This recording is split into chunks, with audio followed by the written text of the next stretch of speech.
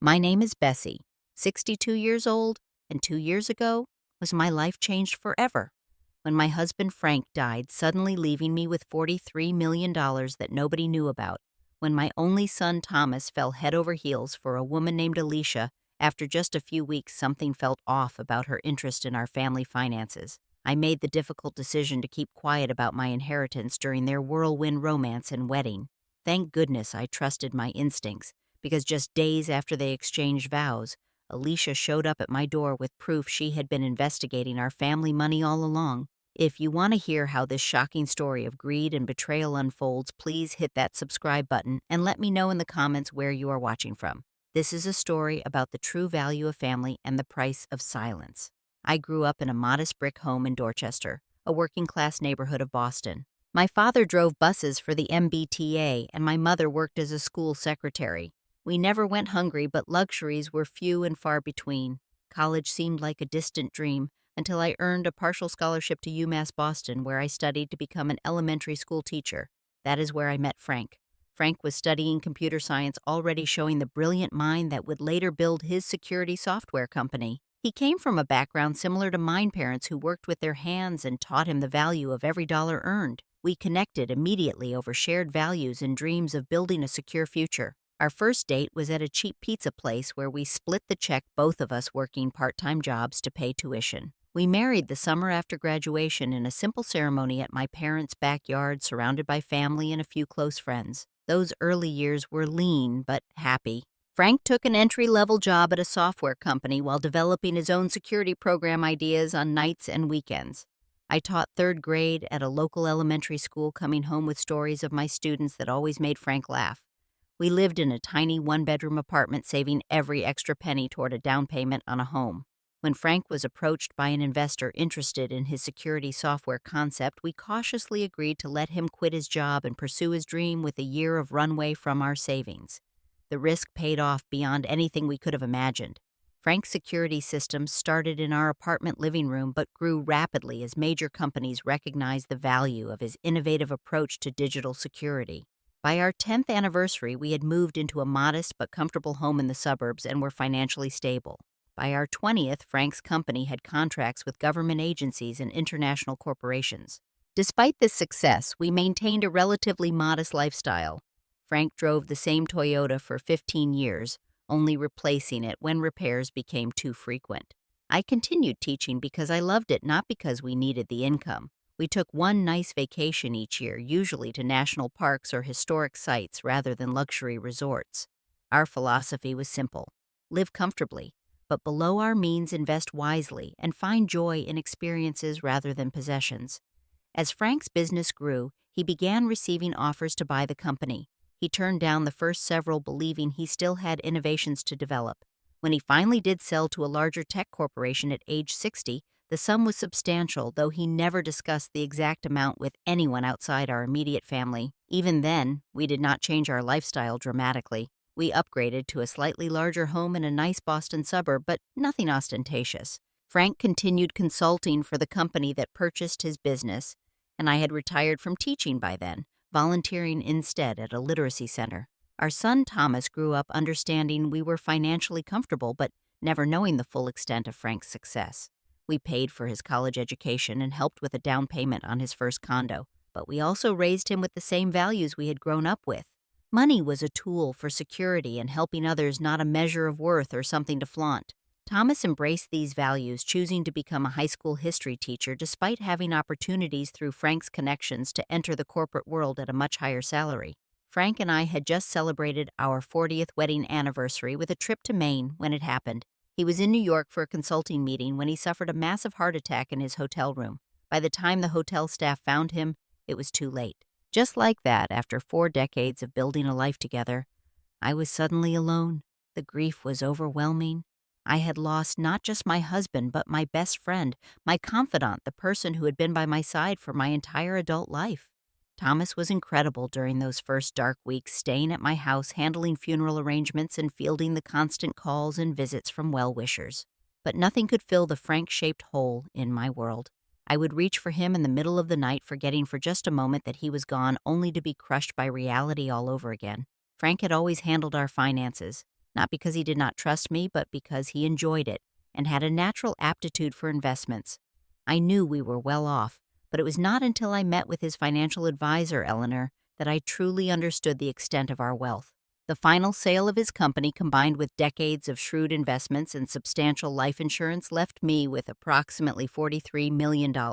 I remember sitting in Eleanor's office, staring at the numbers on the statement in front of me, feeling disconnected from reality. How could these figures relate to our simple life in any way? We had lived so modestly that even Thomas had no idea of the true extent of his father's success. Frank had always planned to have a serious financial discussion with Thomas when he turned 35, which was still 3 years away. Frank was meticulous in his planning, Eleanor explained, sliding another folder across her desk. Everything is in perfect order, but I would strongly advise discretion about the full extent of your financial situation, Bessie. Suddenly coming into this kind of wealth can attract the wrong kind of attention, even from people you thought you knew. I nodded, still numb with grief and shock. Frank was always private about money. I guess that will not change now. It is a wise approach, Eleanor assured me. Take your time adjusting to everything. There is no rush to make decisions. The portfolio is well diversified and designed for long-term stability. In the following months, I learned more about money management than I had in my entire life. Eleanor was patient, explaining concepts until I understood them and never making me feel foolish for my questions. I was determined to handle this responsibility wisely, both for myself and eventually for Thomas. Though the money could never replace Frank, I came to see it as his final gift to us, his way of ensuring we would always be secure, even without him there to protect us. I decided to stay in our home rather than downsizing. It held too many memories of Frank to leave. I maintained our modest lifestyle, finding more comfort in familiar routines than I would have in extravagant purchases. The only significant change I made was increasing my charitable giving, establishing a scholarship fund at UMass Boston in Frank's name for students from working-class backgrounds studying computer science. Thomas and I grew even closer after losing Frank. He would come for dinner twice a week, and we would talk about everything from his students to books we were reading. Sometimes we would just share memories of Frank, laughing through tears at his terrible dad jokes or his habit of getting completely absorbed in a project until I had to literally pull him away to eat. These moments were precious healing for both of us. The one area where Thomas struggled after his father's death was his romantic life. He had been in a serious relationship with Rachel, a fellow teacher, but they had broken up about a year before Frank died. The reasons were the usual incompatibilities that become clear when considering a lifetime commitment, but Thomas had taken it hard. After Frank's death, he threw himself into his work, telling me he did not have the emotional energy for dating. That is why I was surprised when about 6 months after we lost Frank, Thomas called me sounding more animated than he had in months. "Mom, I have met someone amazing. Her name is Alicia. We have only been on 3 dates, but there is something special about her." I was cautiously optimistic. Thomas was 32, kind-hearted and handsome with Frank's tall build and my auburn hair. He was the type of man who deserved a wonderful partner. "Tell me about her," I encouraged. "She works in marketing for a hospitality group. She is smart and ambitious and beautiful. She laughs at my history jokes, Mom. Do you know how rare that is?" I chuckled at this. Thomas had inherited his father's somewhat esoteric sense of humor. "She sounds lovely. Will I get to meet her soon?" "Absolutely. We will set something up for next week." What concerned me was the speed at which the relationship progressed. Within 2 weeks, Thomas was calling Alicia his girlfriend. By 1 month, he was spending most nights at her apartment. This was unusual for my thoughtful, measured son, who typically took relationships slowly. When I gently mentioned this, he brushed off my concerns. "When you know, you know," he said, unconsciously echoing words Frank had once used about me.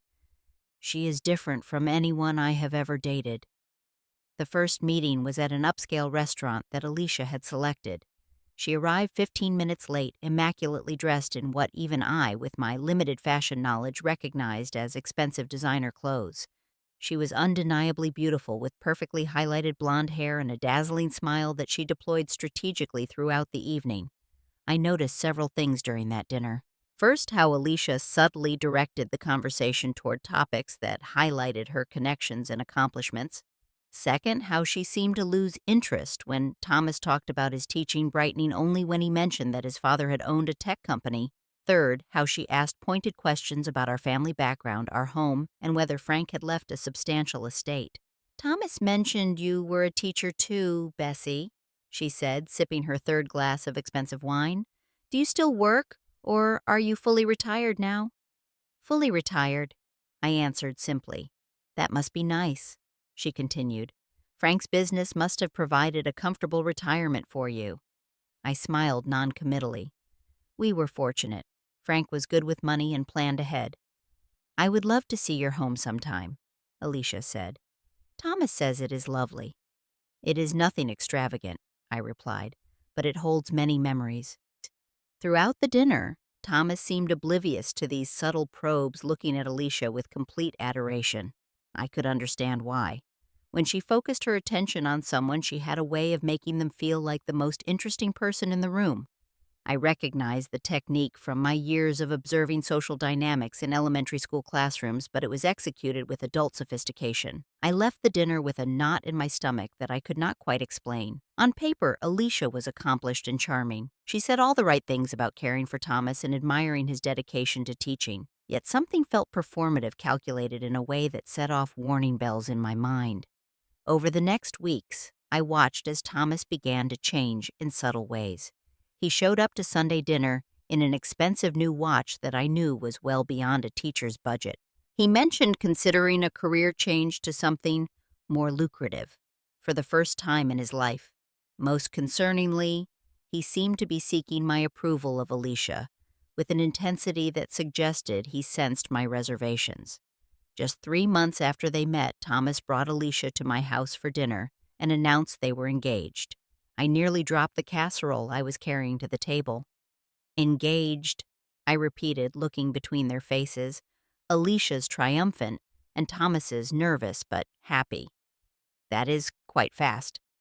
We do not want to wait, Alicia said, extending her hand to display a diamond ring that had to cost at least 3 months of Thomas's salary.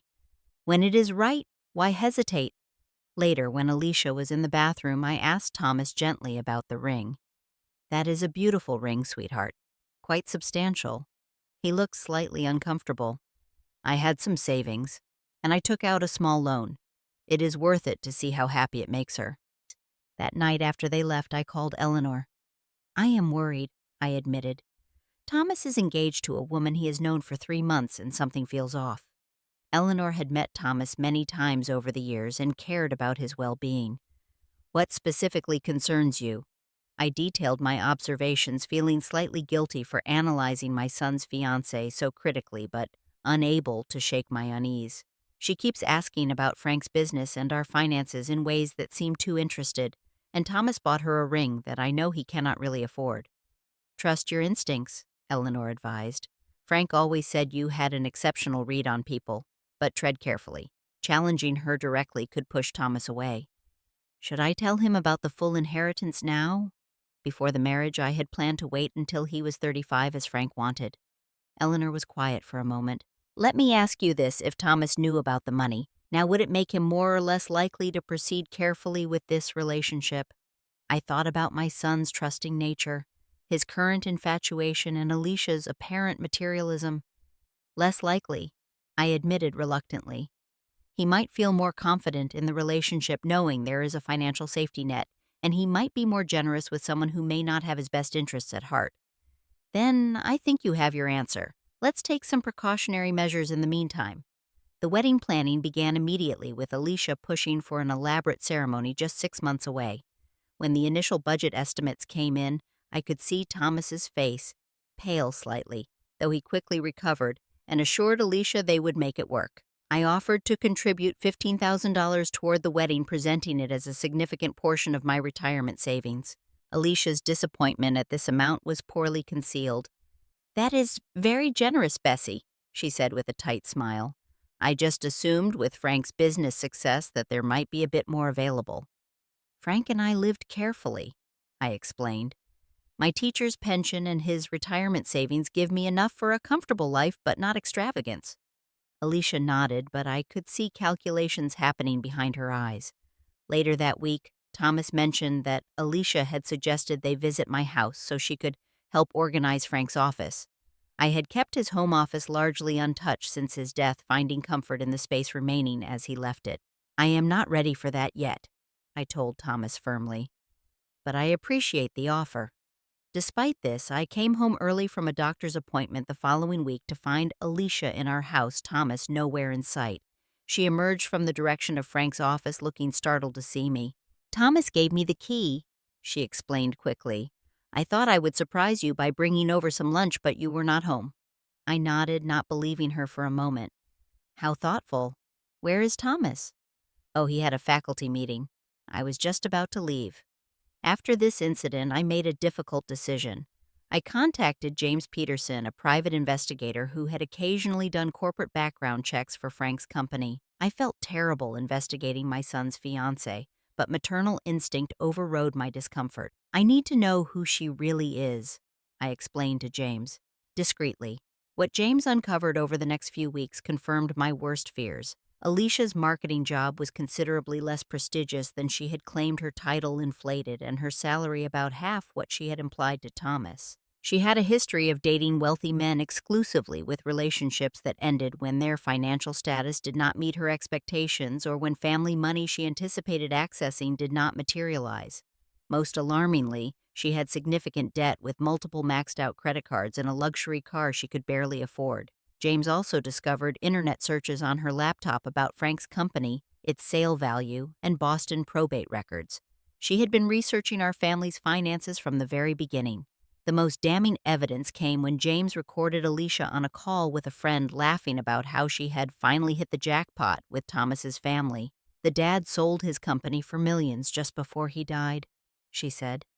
"The old lady is playing modest, but I will get it out of her after the wedding.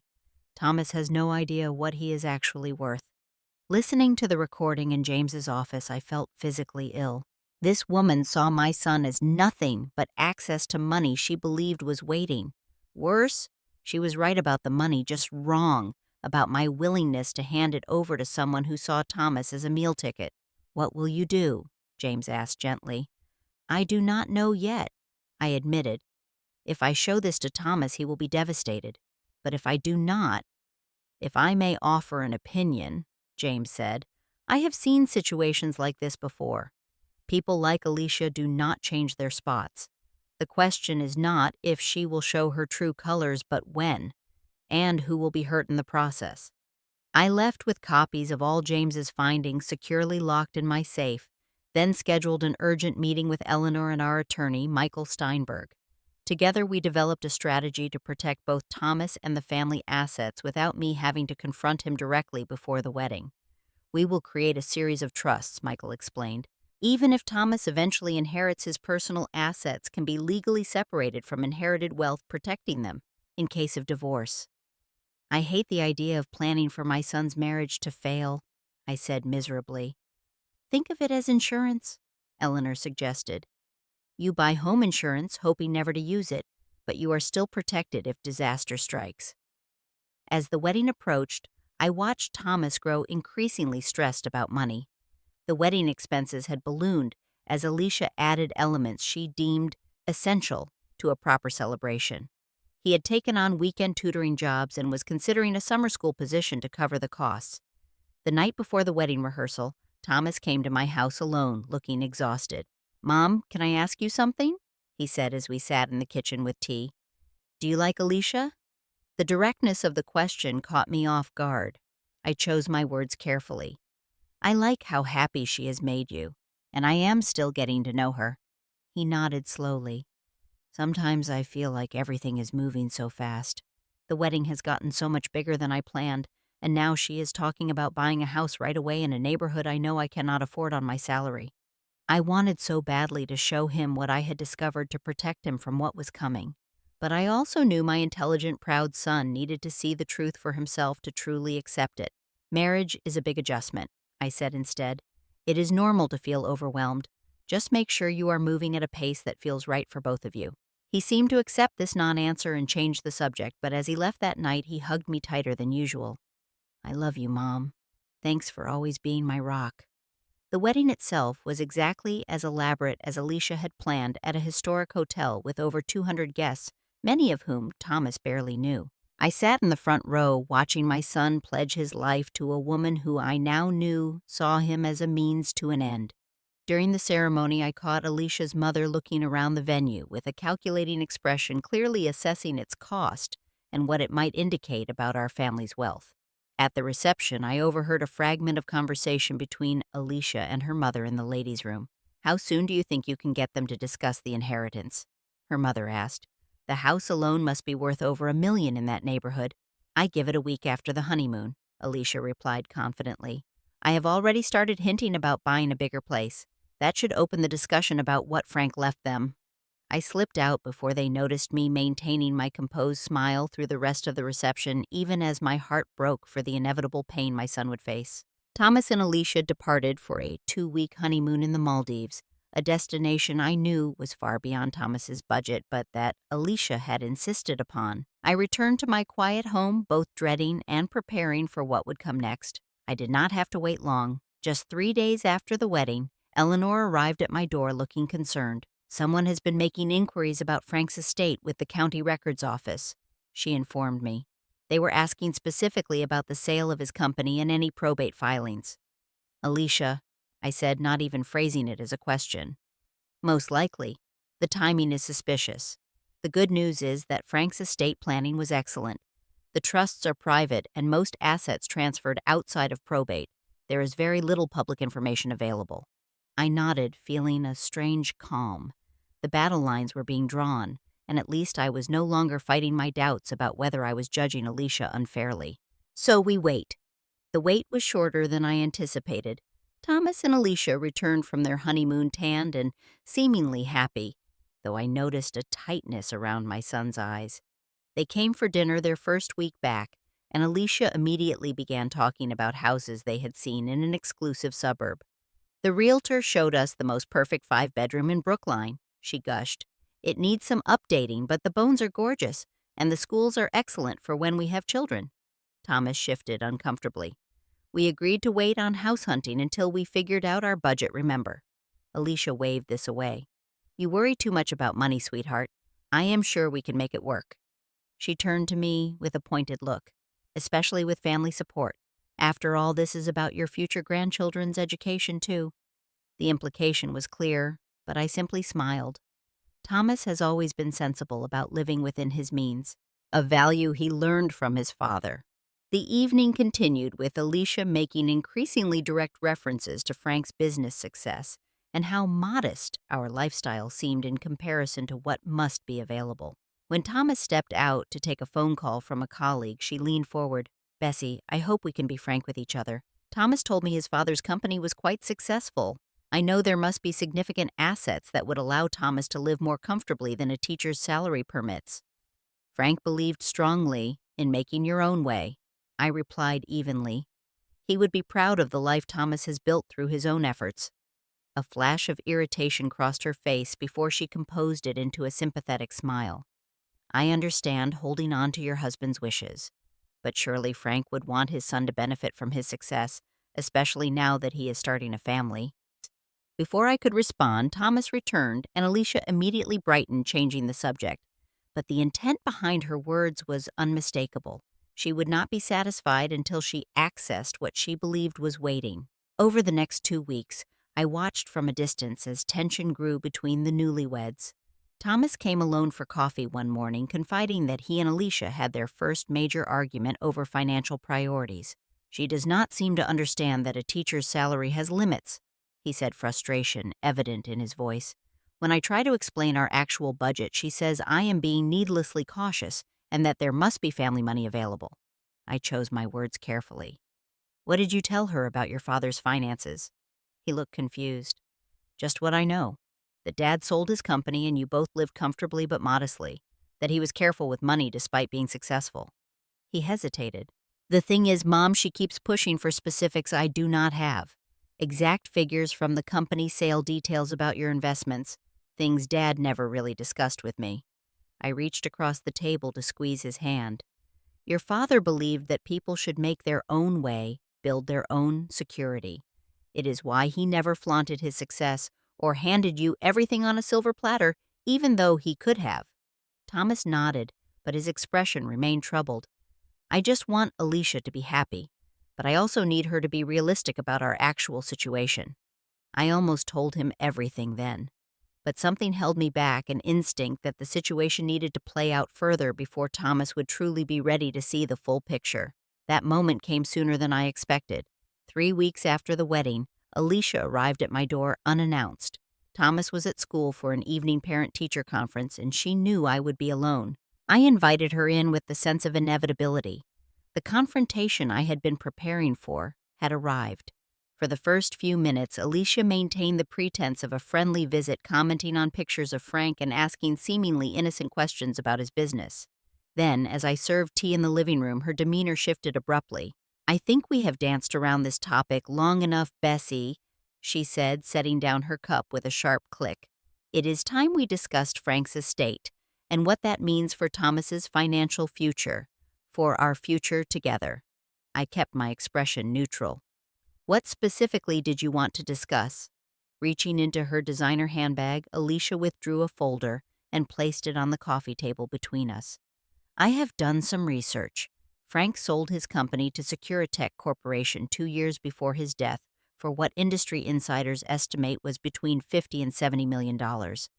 I said nothing, watching as she opened the folder to reveal printouts of articles about Frank's company tax records she had somehow obtained and property evaluations. "You and Frank owned this house outright, plus the vacation property in Maine. Your lifestyle, while not extravagant, indicates substantial wealth. Yet you have presented yourselves as merely comfortable." Her eyes narrowed. "I want to know where the money is and why you are keeping it from your son, my husband." The moment of truth had arrived. I thought of the recording device in my pocket, activated before I had opened the door on the advice of Michael and Eleanor. "What makes you think I am keeping anything from Thomas?" Her composure slipped slightly. "Please, the company sale alone would have left millions. Add in life insurance investments over a 40-year marriage to a tech entrepreneur, property assets. We are talking about a substantial estate. Thomas deserves to know his true worth."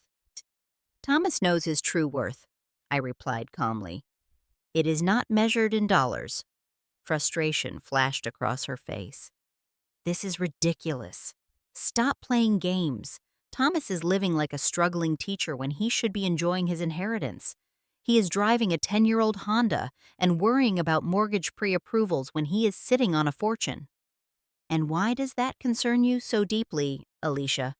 She straightened, attempting to regain her composure. "As his wife, I naturally want what is best for him. For us, we have plans, dreams that require financial security. Plans that apparently include 5-bedroom houses in Brookline and luxury honeymoons," I observed. "Plans that seem to have materialized very quickly after you learned about Frank's business success." Her eyes narrowed dangerously. "Let me be clear, Bessie. I know the money exists. I know you are controlling it, and I will not let you keep Thomas from what is rightfully his.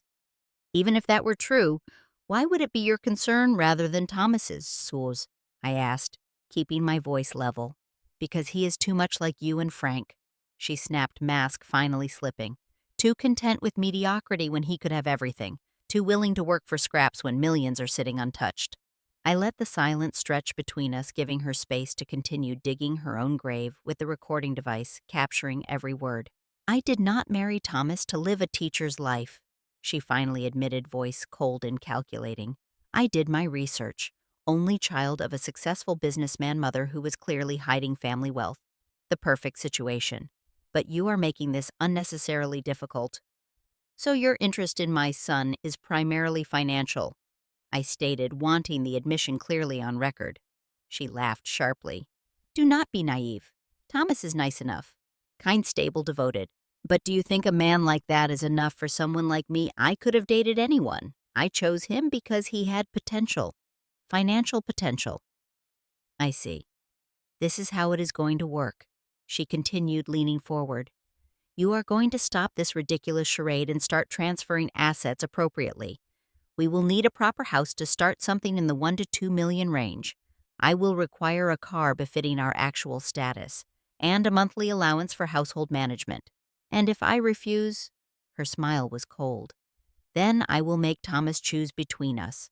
Trust me when I say I can be very convincing. I will turn him against you, make him see how you have controlled and manipulated the family money, how you never thought he was responsible enough to handle his true inheritance." I maintained my calm expression through sheer force of will. "I will need to consult with my financial advisors about any significant changes. This is not something I can decide unilaterally." She nodded clearly, believing she had won. "You have 1 week. After that, I start having serious conversations with Thomas about his mother's concerning behavior and possible cognitive decline that might require legal intervention." After Alicia left, I sat motionless for several minutes processing what had just happened. Then I retrieved my phone and called Eleanor. "It just happened, exactly as we anticipated." "Do you have it recorded?" Eleanor asked. "Every word." "I will call Michael. We need to move quickly before she can start poisoning Thomas against you." That evening, I met with Eleanor and Michael in his office playing the recording of my conversation with Alicia. Michael shook his head as the recording ended. Textbook case of marriage under false pretenses with financial motivation. The threats at the end are particularly damning. "What do we do now?" I asked. "You need to tell Thomas everything," Eleanor said gently. "The full inheritance, Alicia's investigation, this recording. It will be painful, but he needs to know before she begins manipulating him further." "He will be devastated," I said, my heart breaking for my son. "He truly believes she loves him." "Better devastated now than destroyed later," Michael advised. "If she gains any control over family assets, the damage could be far worse, both emotionally and financially." We agreed that I would speak with Thomas the next day. I prepared the necessary documents, including statements showing the actual extent of Frank's estate, the investigation reports from James, and of course, the damning recording. I barely slept that night, dreading the pain I would have to inflict on my beloved son even to protect him. I did not have to wait until morning. Just after 11 p.m., Thomas arrived at my door, his expression a mixture of anger and confusion. "We need to talk, Mom," he said as he entered. "Alicia told me some pretty disturbing things tonight." My heart sank. "She has already spoken to you. She says you are hiding Dad's money, that there are millions you have not told me about, and you are deliberately keeping me from my inheritance. Is that true?" I gestured for him to sit down. "This conversation is long overdue, Thomas. And yes, there are things about your father's estate I have not shared yet. But before we discuss that, there is something you need to hear."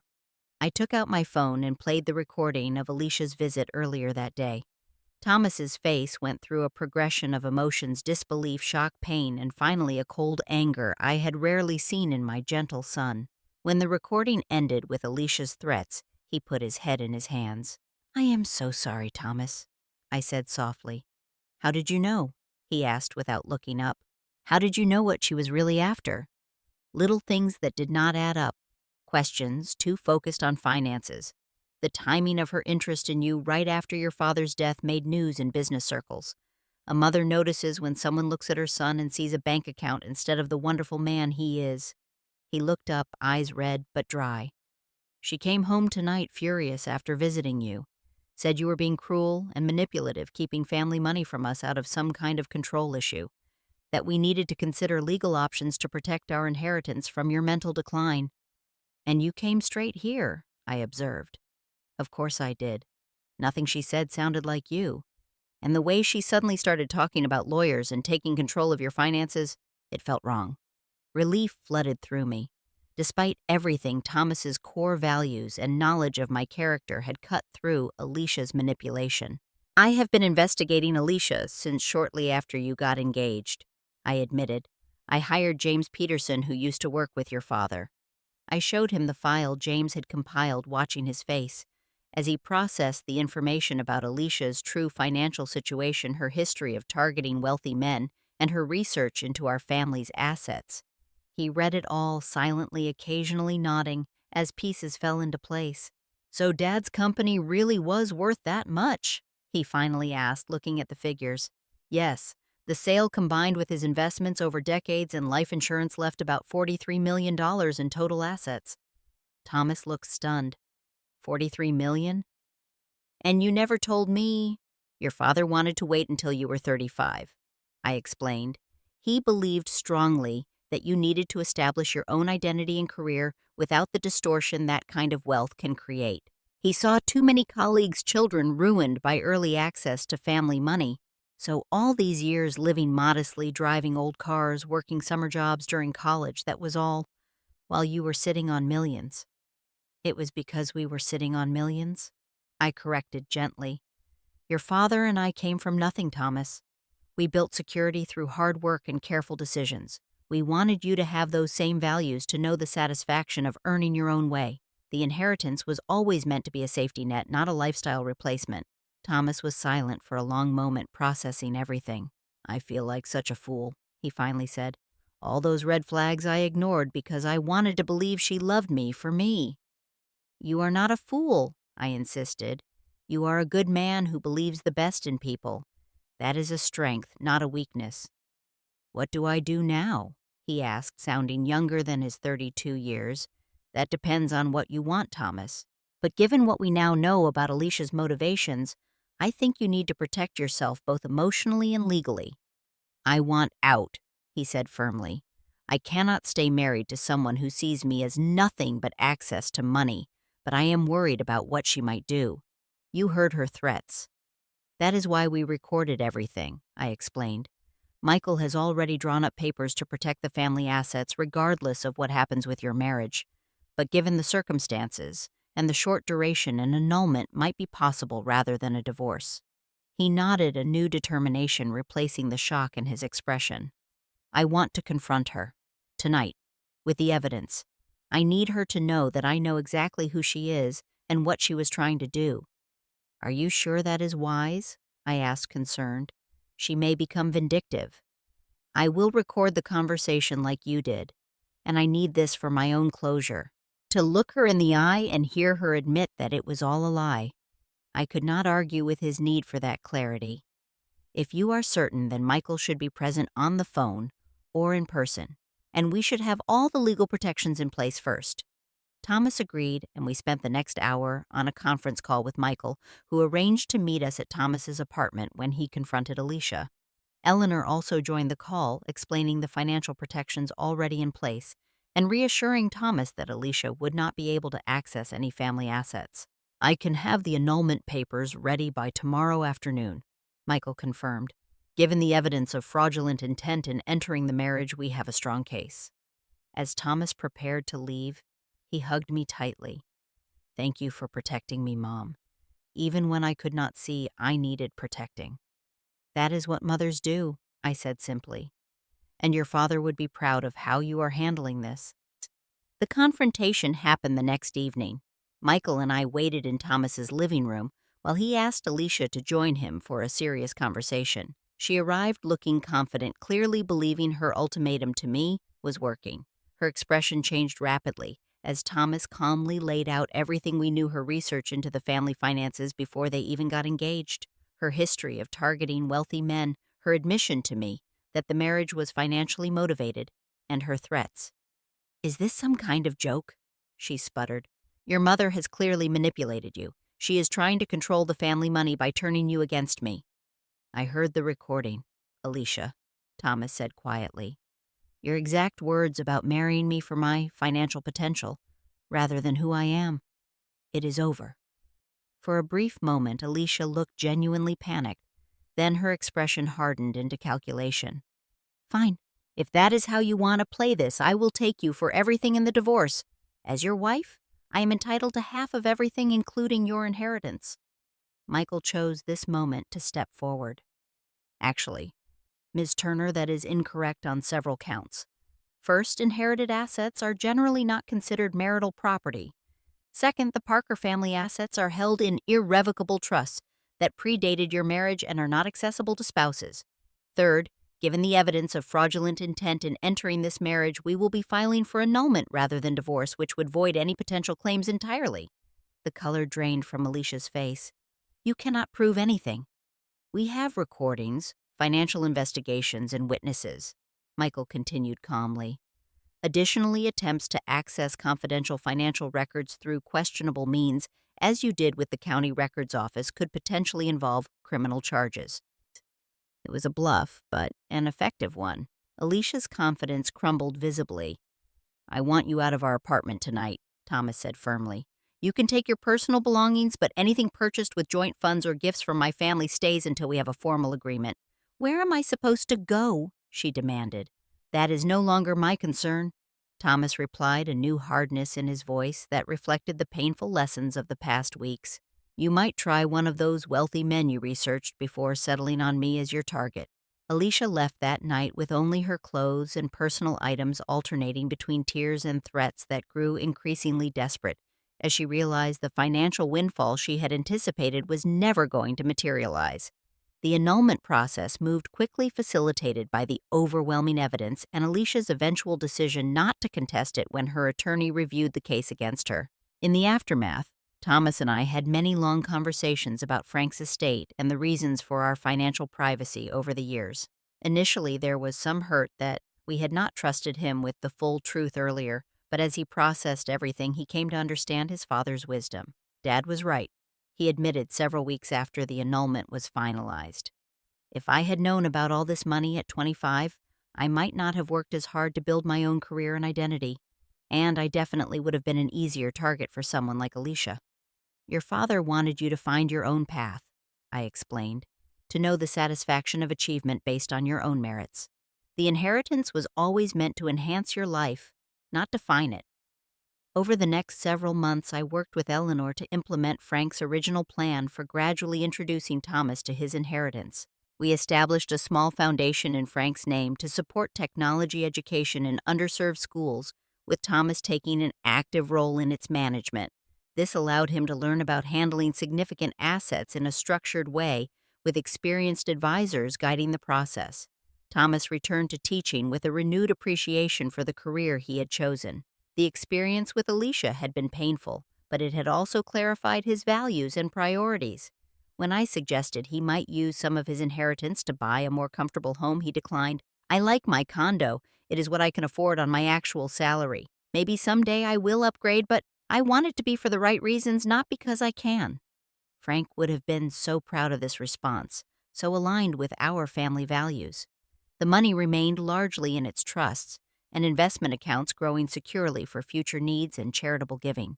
Thomas did make one significant change, establishing a scholarship fund at his school for students interested in technology education, a fitting tribute to his father's legacy. It has been just over a year since the annulment. Thomas has started dating again, much more cautiously this time, and I have finally begun to enjoy the financial security Frank left without the cloud of secrecy hanging over it. I still live modestly, but have increased my charitable giving and occasionally indulge in experiences rather than possessions like the photography workshop in Yellowstone I just returned from. The wealth that Alicia coveted so desperately has enriched our lives not through extravagant spending, but through the freedom it provides to make choices based on meaning rather than necessity.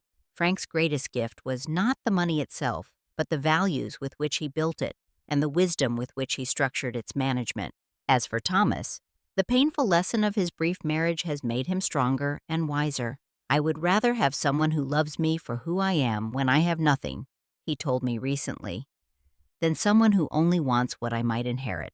I could not have said it better myself. Some lessons come at a high emotional cost, but their value lasts a lifetime. Have you ever had to protect someone you love from someone with ulterior motives? Or perhaps you have had your own experience with discovering someone's true character just in time. I would love to hear your stories in the comments below. And if this story resonated with you, please hit that subscribe button and share it with someone who might benefit from this reminder that a person's true worth has nothing to do with their bank account. Thank you for listening, and remember, trust your instincts, especially when it comes to protecting those you love.